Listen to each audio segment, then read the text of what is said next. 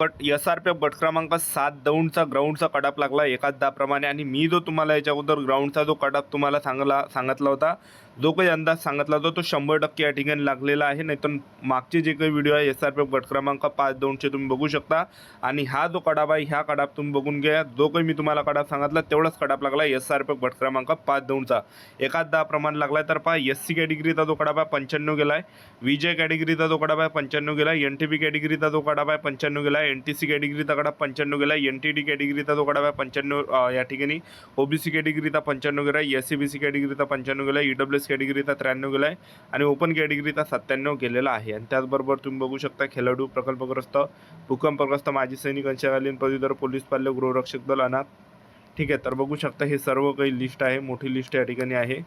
तर एवढा काही कडाप या ठिकाणी गेलेला आहे. आपण जेवढं तुम्हाला कडाप सांगितला आहे तेवढंच कडाप या ठिकाणी गेलेला आहे.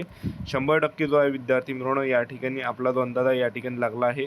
तर अशा प्रकारे इथला कडाप गेलेला आहे. तर आपलं यूट्यूब चॅनल सबस्क्राईब करून ठेवा, वेळोवेळी अपडेट देत राहणार SRPF गट क्रमांक 7 दौंडबद्दल.